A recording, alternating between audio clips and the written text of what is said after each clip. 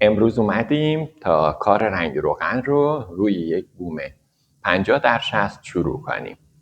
یک طبیعت بسیار زیبا که من الگوش رو برای شما فرستادم. حتما باید شما هم یه الگوی مناسب داشته باشین تا بتونین اون کارهایی که روی بوم ما انجام میدیم رو شما کاملا ببینین و خودتون به راحتی بتونین انجام بدین.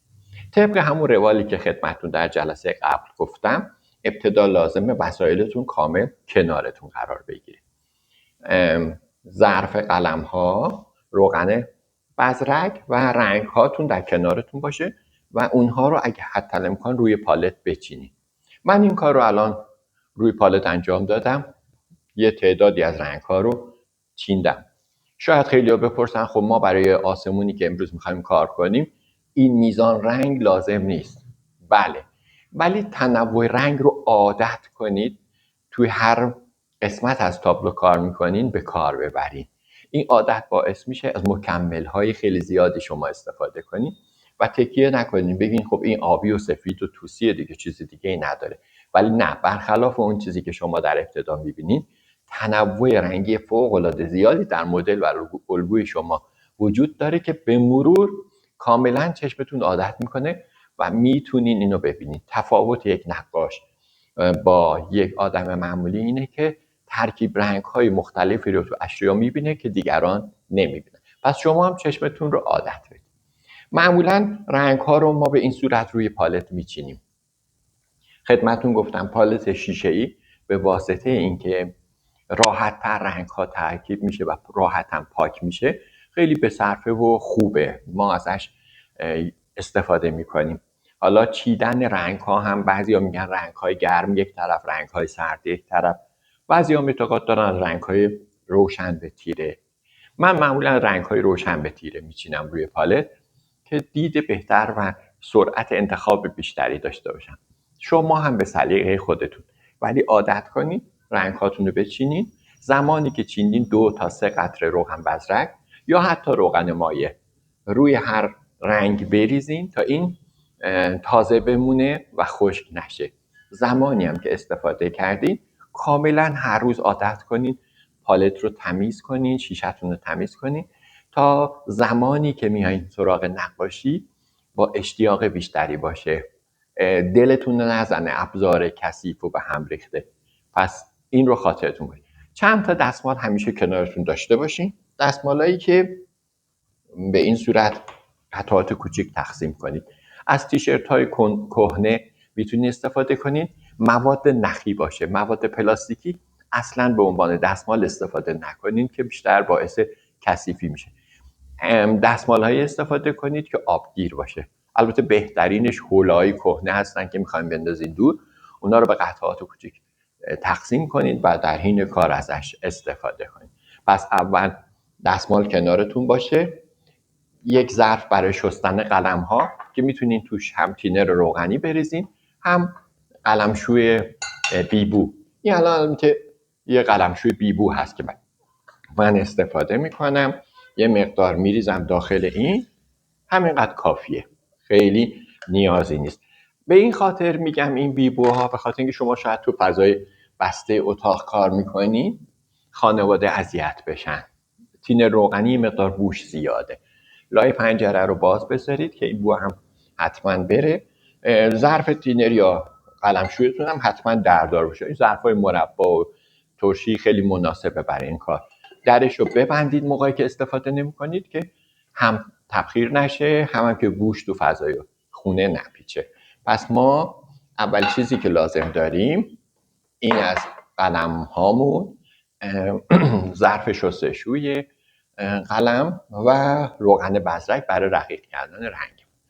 بوممون رو گذاشتیم. بوم هم خدمتتون گفتیم بوم خوب تهیه کنید. بوم های درجه 2 و 3 نگیرید چون رنگو خیلی به خودش میکشه و کار شما رو سخت میکنه. برای رنگ روغن ما 2 دست کار میکنیم. امروز اون چیزی که الان شما میبینین یک آستریه که ما میخوایم کار کنیم. یعنی آستر آسمون رو میزنیم، بعد میریم سراغ قسمت های بعدی. اونها هم که کامل زده شد رنگ ها میذاریم خوش میشه. رنگ دوم و اصلی رو شروع میکنیم. رنگ دوم کاملا ظرافت ها و هایلایت ها روی کار انجام میشه. قبل از اینکه ما بریم سراغ رنگ احتیاج داریم یه طراحی ساده از کارمون داشته باشیم. توی طبیعت خیلی نیاز نیست شما ریزه‌کاری ها رو تو طراحی انجام بدید. برخی جاها خب چرا بنا یا شکل خاصی هست که احتیاج داره ظرافت‌هاش هم کار بشه، ولی توی طبیعت فقط کافیه شما جای اصلی فضا رو بدونید و با یه اتود ساده اون رو بزنید. سعی کنید از مدادهای هاش هم برای طراحی استفاده کنید که رد زغالش کار رو کدر و تیره نکنه. مدادهای ب خیلی پررنگ هستن و یه مقدار شما رو ممکنه بعداً تو رنگ اذیت کنه و کار رو سیاه کنه. پس یه طراحی ساده نیاز داریم. من یه تقسیم بندی ساده میکنم. آسمان 2 برابر سطح قسمتیه که ما داریم اینجا برای این طبیعتی که شما میبینید. گفتم الگوشو من برای شما فرستادم، همون رو لود کنید و از اون استفاده کنید. 2/3 این آسمون هست، 1/3 سطح زمین. پس میایم ما این خط رو میکشیم به عنوان سطح زمین. بعد یک جاده باریکی که رد میشه. ببینید انتهای جاده کنج کار قرار میگیره. قسمت بالای جاده هم تقریبا 2/3 هست. پس اون رو هم با همین تناسب ها در نظر بگیرید. بیایید به این صورت به کنج بزنید. مجدد از قسمت پایینش خط دوم رو شروع کنید قرار بدید. ابرها هم تا حدودی جاش اگه مشخص باشه شما راحت تر هستید. پس یک خطوط ساده هم برای ابرها قرار میدیم. به این صورت فضا سازی کنید، یعنی بسنجین اون ابر بالا در کجای کار قرار گرفته. آسمون به 2 قسمت شده.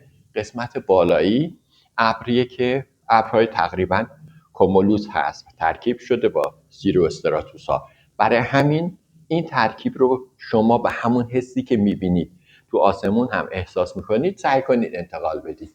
باز این هم چون حالت گل کلم داره بیشتر ابرهای کومولوس هستن. خب اینم میاریم ما اینجا اینجا.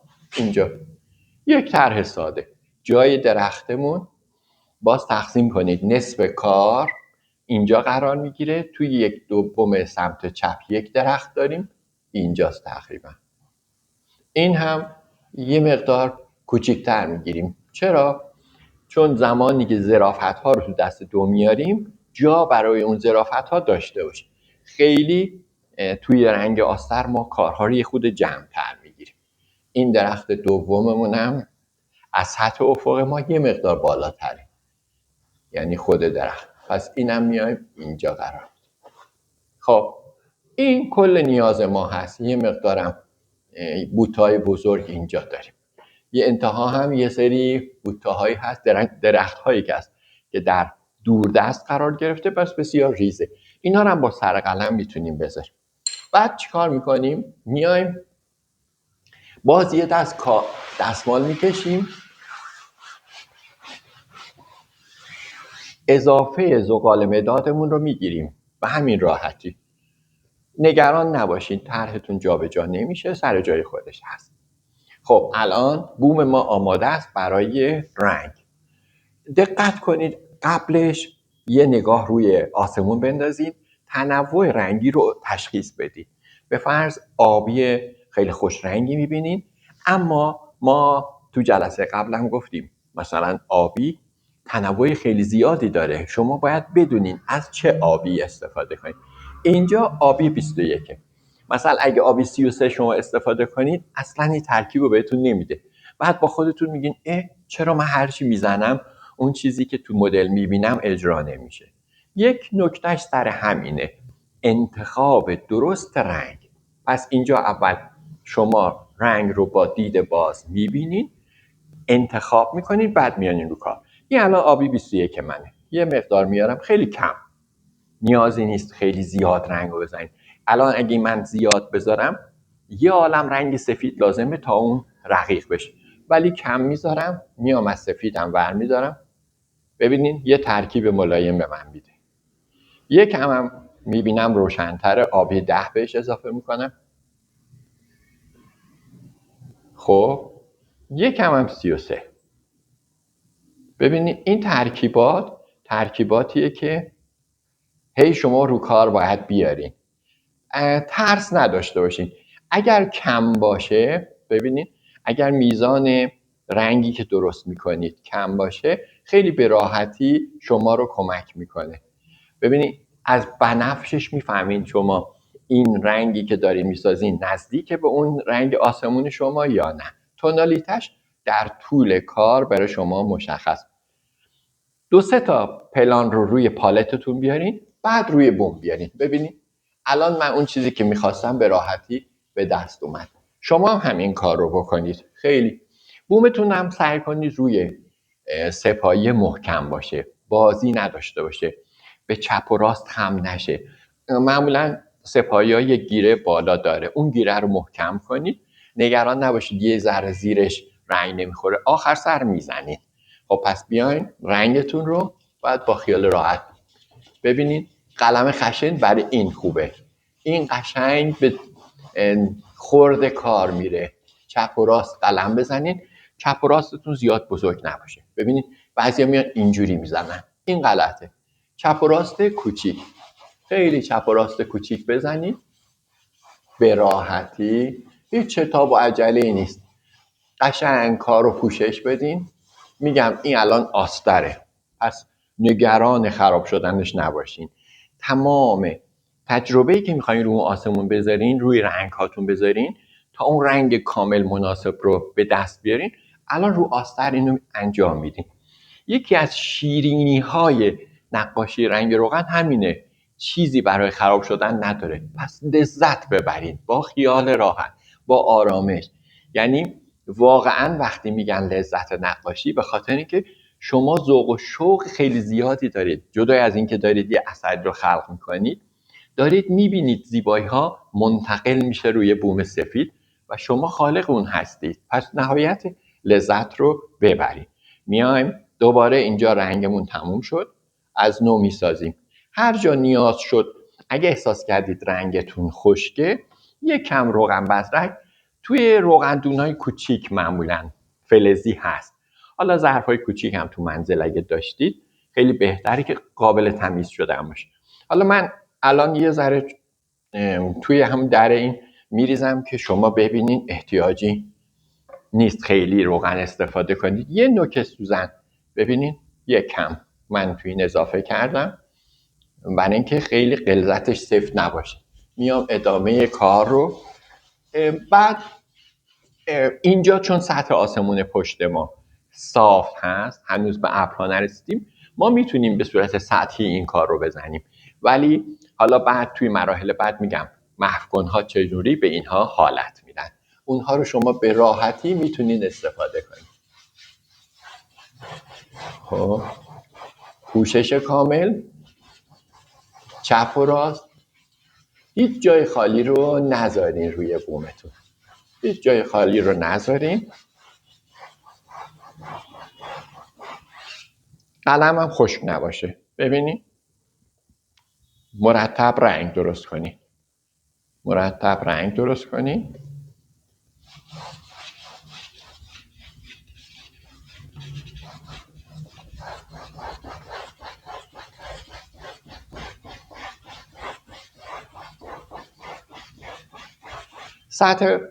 سمت راست بومتون میرسه به روشن‌تر، شما میتونین سفیدش رو بیشتر کنین، یه مقدار آبی 10 بهش اضافه کنین تا اون شفافیت به انتقال پیدا کنه. ببینین به سمت چپ اینجا رنگ ما یه مقدار روشن‌تر شد. البته میتونیم در طول کار ابرهای کوچیک رو بهش اضافه کنیم، منتها من توی آستر معمولا این کار رو نمی کنم، چون زمانی که دست دو رو شروع میکنیم خیس با خیس مجدد کار میکنیم و اون لکه‌های رنگ باید خیس با خیس روی کار قرار بگیره. پس این رو هم توی رنگ روغن یک از نکات خیلی مهم اینه که هیچ چیزی رو نمیتونین زمانی که مثلا آسمون خشکه شما این ابر رو اضافه کنید، نه، باید حتما این قسمت ها خیس باشه کامل تا بعد ابر رو روش قرار بدید. حالا بعضیا میان روغن بزرک میمالن و قسمت ها رو خیس میکنن، کار میکنن. من خودم شخصا این کار رو انجام نمیدم، چون حس میکنم باز هم تابلو یک کم تصنعی و خام میشه.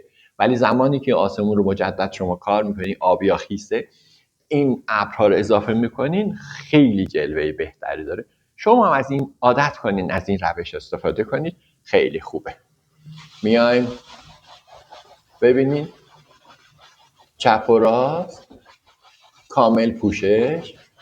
بعد وقتی قلم خشنه شما قدرت مانور بیشتری دارید. چون میتونید کامل رنگ رو اونجوری که دوست دارید ورج بدید، اونطوری که دوست دارید رنگ رو بسازید. حالا خیلی عادت دارن با کاردک رنگ رو قبلش روی کار میسازن بعد استفاده میکنن. من طبیعت چون عادت کردیم تو طبیعت که میریم این فرصت رو نداریم و از طبیعت نقاشی میکنیم، با همون سر قلم رنگی رو که دوست داریم در میاریم. حالا این سلیقه شماست، میتونین رنگ رو قبلش هم آماده کنید، رنگاتون رو ترکیبای مختلف استفاده کنید بسازین، بعد ازش استفاده کنید. اینجا آسمون رو به همین صورت ببینید، خیلی راحت رنگ رو با همون ترکیبی که خدمتتون عرض کردم بسازین، بیارین روی کار. ما هیچ عجله‌ای نداریم. الان به فرض میتونین شما با یه قلم بزرگ 4 تا حرکت بزنین، این آسمون در بیاد، رنگ ها در بیاد، ولی اصلا ما شتابی نداریم، قرار شد شما لذت ببرید، پس با عجله کاری نداریم. میایم ببینید اینجا دیگه یواش یواش میاد پر میشه.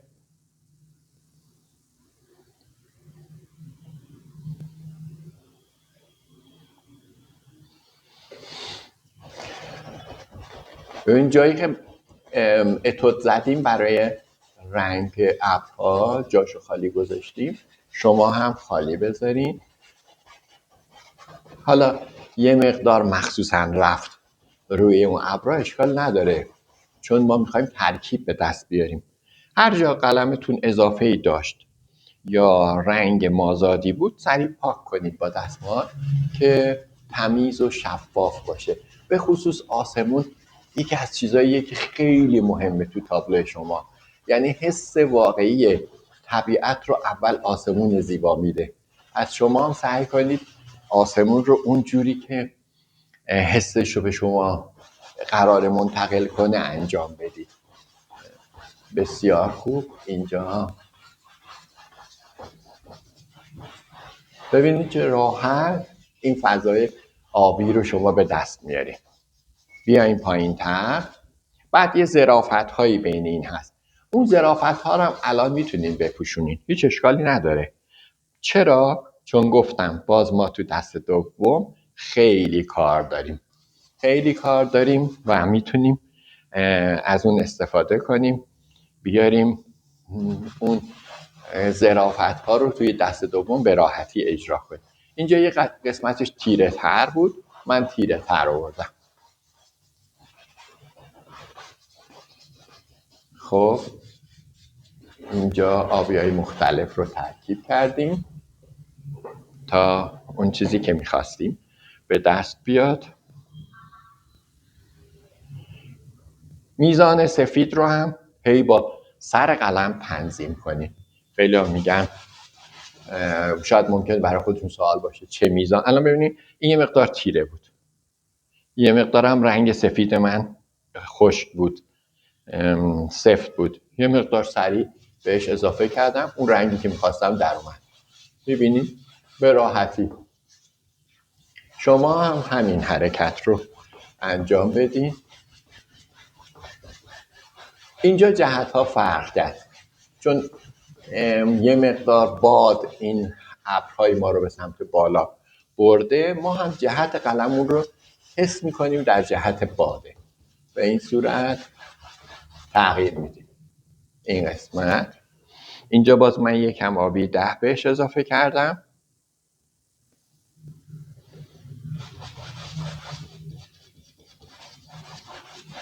باز تیره بود، یکم روشنش میکنم.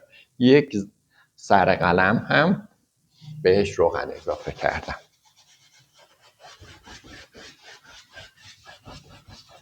خیلی راحت.